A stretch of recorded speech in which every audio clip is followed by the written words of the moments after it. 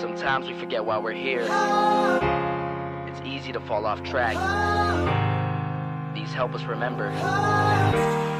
These battle scars don't look like they're faded, don't look like they're ever gone away. They ain't never gonna change. These battles. Growing up, I had a dream, something no one else could see.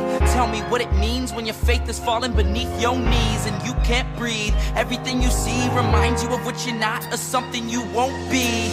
You gotta take what you're given, that's how we live it. Don't be mad at the system, it's simply how we've existed. I hear a lot of people talking like they politicians and choose to be an accountant because it's safe in a business.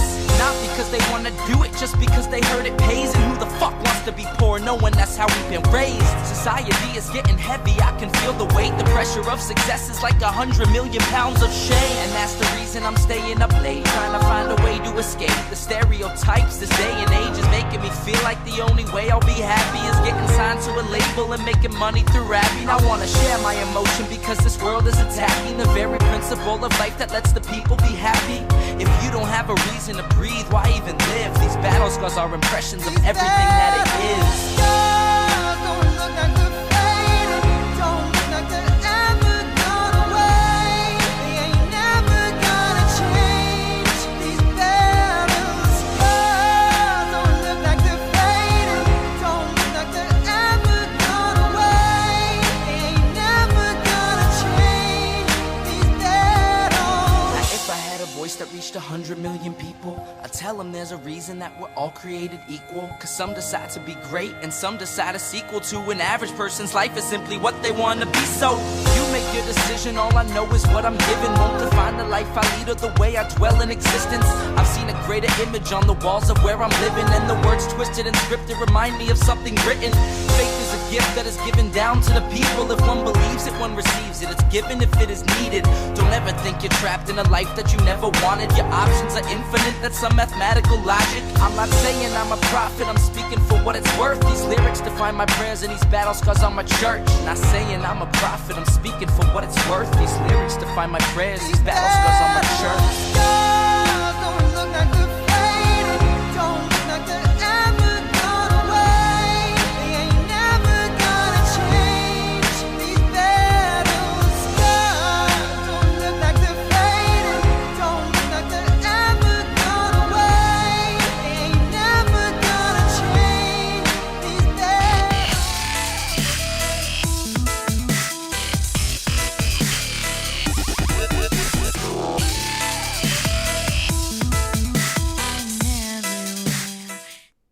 Well, hello everyone. How are you doing? Yeah, it's kind of freezing down here in the basement, but I am wearing some of my merch.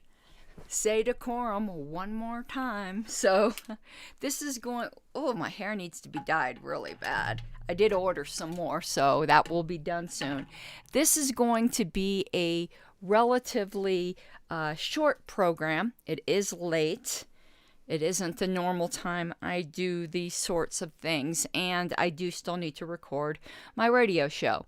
But I wanted to get some content out today because I hadn't done anything for Thanksgiving.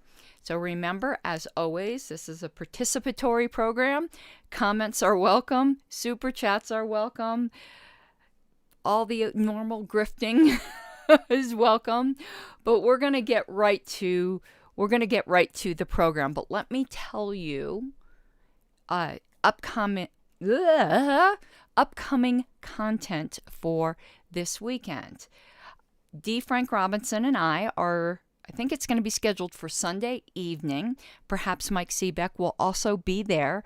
We are going to dissect the absolutely ridiculous proposition in which the LNC wants to have it both ways, to say that mere words violate the NAP, even though they got slapped down by that by the Judicial Committee. But the Judicial Committee affirmed that the LNC believes that. They want to have it both ways. You cannot have it both ways. You have to pick one or the other. Also, Mike will be on with I earlier. Oh, thank you so much, Miss Prepper. Mike will be on with me earlier on Sunday, and we are going to go over, I'm not exactly sure what we're going to go over. We're going to go over at least, I think we're going to dissect the Judicial Committee opinion, or we're going to go over the Delaware debacle where the LNC chose to do nothing. I don't know which we're doing. I'm getting a bit confused on our plans. And tomorrow, man, see, I've got so much content I need to catch up on. So tonight, though, short show. We're going to go over some of the bonus content I had promised for LP News, for the history stuff. So let me pull up my screen here in a moment, because I want to remind you guys what it is that brought up this whole thing about Arizona and their war against adult entertainment. Okay, 1 second here. It's something I had promised to look up for you guys. And let me share my screen. 1 second. Okay, here we go. Right here, this little section here, I had promised I would do some research. So it says that the Arizona LP circulated leaflets opposing the Tucson City Attorney's tax-consuming crusade against topless entertainment, and received a write-up in the Tucson Daily Citizen as a result. And I'd said, since I do have a newspapers.com subscription, which y'all's voluntary support does help assist, so please, if you do enjoy this type of content, please consider becoming a patron at patreon.com/Pink Flame of Liberty. So I did that research, and I wanted to show you what I found, but I wanted to give you a teaser too. Where is the Oklahoma LP mentioned? It might be Alaska. It might be the next page. Right here, where I had said I was going to try to find this newsletter brochure entitled Declare Your Independence, and we notice here it mentioned our friend D. Frank Robinson. Well, D. Frank found that brochure and sent it to me. It will be going up on Lpedia. It was not something that we previously had in the party records, and we can discuss this with him as well when we have him as a guest. But let's go back to what we were talking about here in Arizona. I found three or two potential articles that dealt with this. And it's just so funny, like the things that government thinks it should be involved in. And to me, you know, arguing against topless establishments, it's just completely ridiculous to me that the female body is just considered so obscene, but also that the government thinks this is their job to take care of. It's amazing to me. Oh, my allergies are acting up again. Seems to be something in this basement that does this to me. All right, so the first thing that I had found, and so 1 second though, I want to go back to my screen because something I didn't set up properly. 1 moment. Okay, 1 sec. I wanted to, and I don't really know how I can do this. Normally when you go to the screen, it puts me like in a little thing, and I wanted to do that so you're not just looking at you know, whatchamacallits. And that isn't what I wanted to do. You know what? I'm just going to have to plan this better next time. I'm not going to play around with my settings while you guys are here just going, twiddling your thumbs, going, okay, let's get to it. So let's take a look here. So this is from the Tucson Daily Citizen. Now, I think the article, yeah, it did mention, hold on 1 sec. Yep, Tucson Daily Citizen. So I found the article they were talking about in LP News. And as you can see, it mentions the Arizona Libertarian Party here. Let me see if I can make this bigger at all. I can, but here we go. Move it over. All right. Williams disclaims nudity drive plan, but he'll uphold the law. Like, what the heck does that even mean? How can you disclaim it, yet say you're still going to uphold it? All right, so here's we go.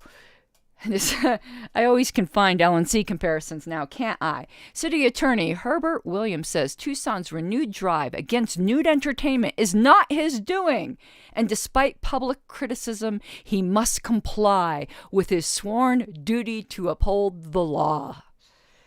And that's part of the problem in our country. You know, we have these enforcers who think certain laws are absolutely incorrect and immoral, but they will uphold them anyway. Now, of course, he doesn't say that he thinks this law violates anyone's rights, because I do think it's your duty, if you're a police officer, if you're a military person, if you're any sort of person in authority, that you do not have a duty to uphold anything that will violate rights. And in fact, if the law, you'll see the LNC comparison, I'll be getting to this.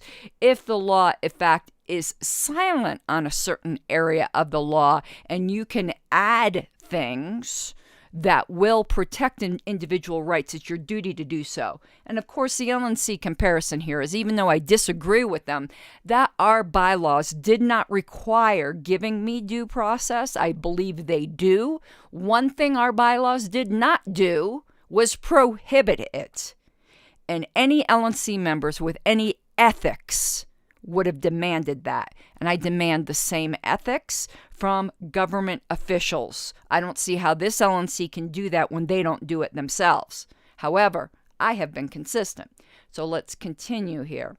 Countering charges that he has launched a one-man attack on topless, bottomless nightclubs. Williams said city ordinances, not his office, define what is and is not obscene. How is it that the government defines what's obscene? Shouldn't that be up to the individual? Williams addressed about 25 persons at a meeting of the Desert Young Republicans. Now, I wonder if they were for or against the law. Generally, the Republicans, at least during this time period, were the morality police, so I would assume they wanted the law. But seeing how this is in the context of him saying he didn't agree with it, perhaps they didn't, and I'll have to eat my own words. Let's see. I just uphold the law. Oh, I didn't switch my screen. I'm reading the article to you, and I wanted to show it to you. 1 second here. Okay, let me go back to my screen. We're down here. We're right about there. Okay, I just uphold the law. I don't go out and give citations, he said in response to indignant questions from the audience. So I guess I'm incorrect. The Republicans, surprisingly enough, were indignant. Well, I'm proud of them for being indignant. As he spoke last night, dancers at the Stag Club Theater, 1048 North Main Avenue, continued to perform without pasties or bikini bottoms, while police and city officials attempt to determine whether the night spot is violating the local code since it does not serve food or liquor. City police ordered Stag Club dancers to cover up by 5 p.m. yesterday, but an expected raid to enforce that order never occurred. 2 weeks ago, the Arizona Supreme Court ruled the city has the right to enforce its ordinances against any public place serving food or drink and using nudity as a customer draw. My God. Okay. You see the arbitrariness here, don't you? Okay, so the problem wasn't with the nudity itself, but using it as a draw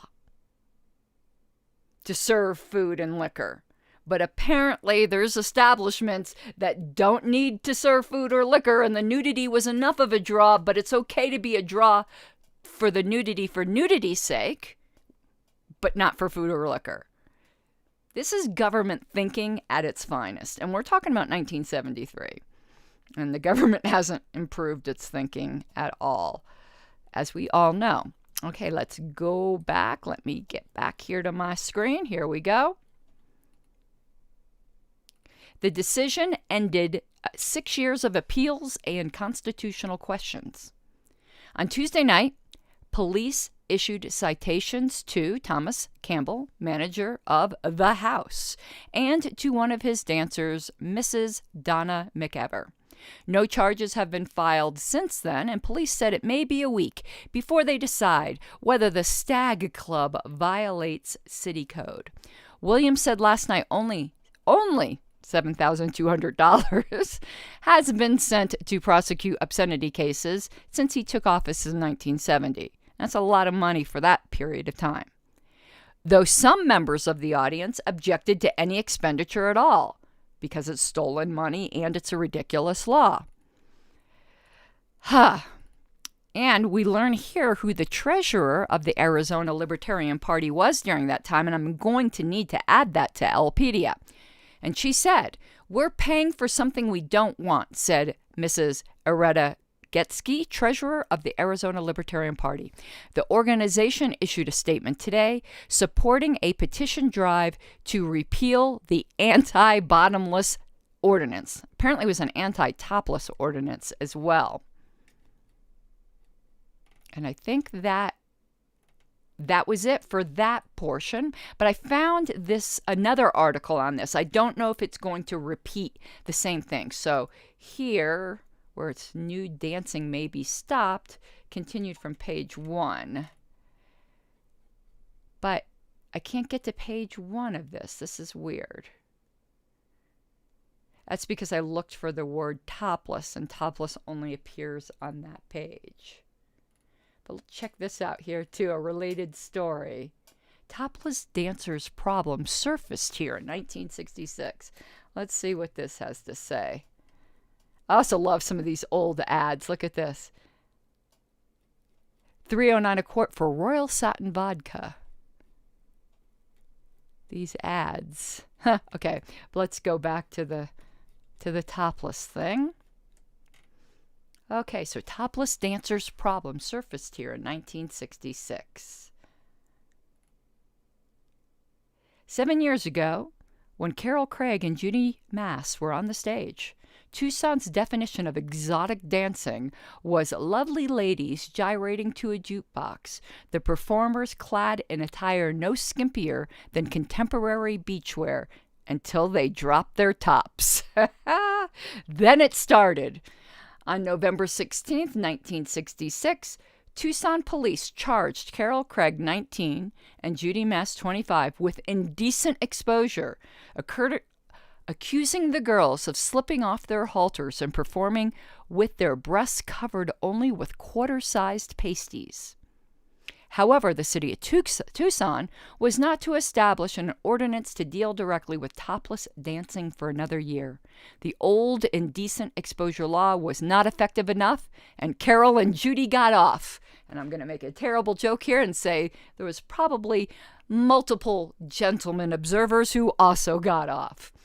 Nevertheless, in 1966, for reasons yet unclear, city law enforcement agencies decided that writhing in the buff in front of a crowd had become a little too popular, a little too lucrative, and the battle was joined. In April 1967, Marcella Haller was accused of dancing bare-breasted and received 6 months probation, again on a charge of indecent exposure. 6 months later, the city council adopted a series of ordinances specifically prohibiting topless dancing, pasties permitted. But the entertainment continued with and without pasties. Since then, costumes for dancers in several establishments have been pared down to smiles and shoes. The culture shock is gone from the topless craze of the 60s. Complete nudity is in, and city prosecutors have been stumped by ordinances that are tough to enforce and by challenges to the code's constitutionality until yesterday. The Arizona Supreme Court, in a unanimous opinion written by Justice Fred C. Struckmeyer Jr., ruled that Tucson's topless, bottomless ordinances approved 6 years ago are constitutional. I'm going to need to look up that opinion if I can find it. How in the world is that constitutional? Historically, nude entertainment in Tucson and consistent attempts to tame it represent a study in legal frustration. 1 month after the city council passed the new ordinances in 1967, the Pima County Board of Supervisors decided against adopting its own code, deferring such decisions to the state. In July of 1968, Harold H. Moore, Arizona's liquor control chief, emphatically threatened to revoke licenses from bars that allowed topless dancing. A year later, Nancy Soden was charged with performing topless at the house on East Speedway in violation of the new ordinances. She soon was cleared on the grounds of questionable constitutionality. Moore again attempted to exert pressure on the House for its violation of the city code in November and December of 1969.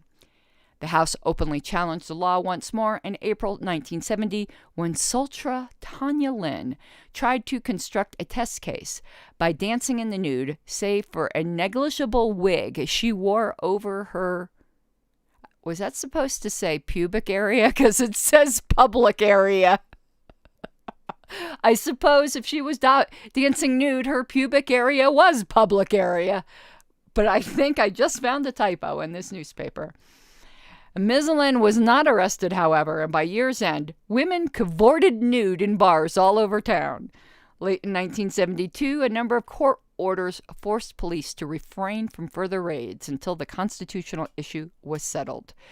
Justice Struckmeyer, addressing the spirit of the law in the broadest sense yesterday, wrote that the city of Tucson is within its constitutional bounds by prohibiting servers of food and liquor and dancers and entertainers in bars, nightclubs, restaurants, and other public places from appearing completely nude. The High Court was careful to state that the ruling does not apply to the quote-unquote legitimate theater. Who's to decide what is legitimate theater is my next question, restricting its decision to be used against establishments that use nudity as a customer draw. Now, who's to say that legitimate theater isn't doing the same thing? So, it's constitutional, apparently, to prohibit nudity if you're using it for a profit motive instead of just, I guess, the sheer art of it. Nonsense. Absolute nonsense. But there we go.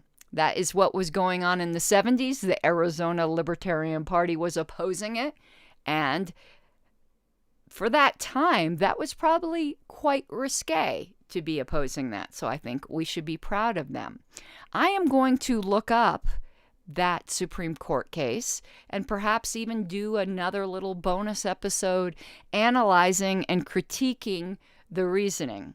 Now, I've got a little known fact to tell you about myself. Man, how old was I? I was in my early 20s. I was in my early 20s and very, very deep into the feminist movement, which would surprise a lot of people today because while I absolutely believe in full, equal, political, civil, and social rights for everybody, no matter what gender, no gender, I don't give a crap for all human beings. I do not consider myself a feminist. I think the feminist movement has completely gone off the rails. I'm a humanist or an egalitarian or whatever you want to call it. But back then, I was a card-carrying member of the National Organization of Women and very much a anti-sex positive feminist, as it would be called today. And I used to protest nude bars. I'm going to find a picture that I have, if I can find it, that someone took of me standing outside of one of these establishments. I had a handmade sign that said, "Pornography hurts women." So just thought you guys might find that entertaining. I've always said I've always hated politics, but I guess I've always in some way been involved in political issues, just not political parties. I've been an activist for something, I guess, my whole life, just never in the official political party sense. Because now that I think about it, I can think of all kinds of issues that I've been activated for, if that's a word that can be used in that context. So I hope you enjoyed this just little mini episode, very, very short for me. And I'll try to look up that case and try to find you that picture that I think you will find quite amusing. And now I've got to get ready to record my radio show again at 2 a.m, I guess. And it will be airing tomorrow. So I hope you guys have an awesome night, that you enjoyed the little bit of history with very little LNC ranting, because that just really is not particularly enjoyable to me. And I hope you have an awesome night. I'm going to play the patron closing sequence, but I think I have to reload that video file because I think I accidentally deleted it. So let me click it. If it doesn't load, it will load in 1 second. And thank you all for your support. Yes, it's saying it can't locate the file. Let me locate that file. And here we go.